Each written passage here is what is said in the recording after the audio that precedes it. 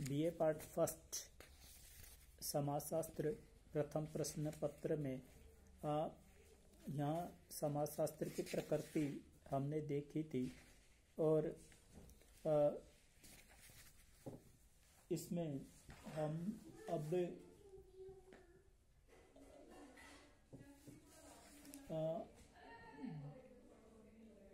हम आज देखेंगे इसमें समाजशास्त्र के विषय सामग्री के बारे में।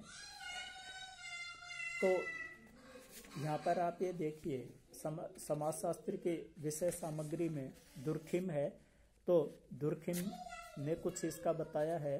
तो उसमें बताया कि एक आकृति विज्ञान या स्वरूप विज्ञान या मार्फोलॉजी का इसमें अध्ययन किया जा सकता है, या सामाजिक शरीर क्रिया विज्ञान।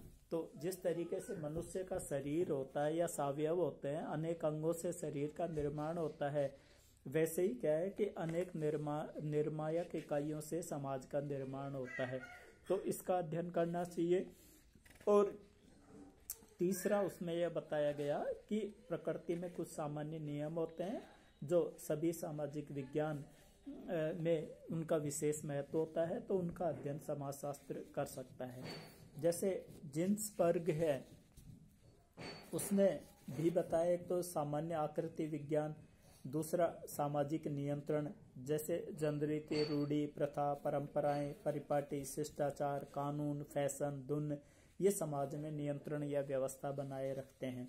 सामाजिक प्रक्रियाएं जैसे सहयोग, संघर्ष, प्रतिस्पर्धा, समायोजन, इनका भी अध्ययन कर सकते हैं। और सामाजिक विकृति विज्ञान, जिसमें अपराध, बाल अपराध, गरीबी, इन सब चीजों का अध्ययन भी समाजशास्त्र में किया जा सकता है। समाजशास्त्री सोरोकिन ने भी ये बताया है कि समाज में विभिन्न प्रकार के संबंधों का आपस में अध्ययन किया जाता है। सामाजिक और असामाजिक घटनाओं का इसमें अध्ययन किया जाता है, और सभी घटनाओं में कुछ सामान्य चीजें होती है जिनका इसके अंतर्गत अध्ययन किया जाता है। अलेक्स इंकल्स ने भी क्या है कि एक किताब लिखी थी, व्हाट इज सोशियोलॉजी, या समाजशास्त्र क्या है, एक छोटी सी किताब है। तो उसमें इन्होंने क्या है कि कुछ चीजों पर इन्होंने जोर दिया। तो पहला तो एक तो ये कहते हैं कि भाई समाजशास्त्रीय दृष्टिकोण या नजरिया या परिप्रेक्ष्य या मानव समाज और संस्कृति। दूसरा सामाजिक जीवन की कुछ इकाइयां होती है, जैसे व्यक्ति का व्यक्तित्व, समूह, समुदाय, समितियां, जनसंख्या, समाज।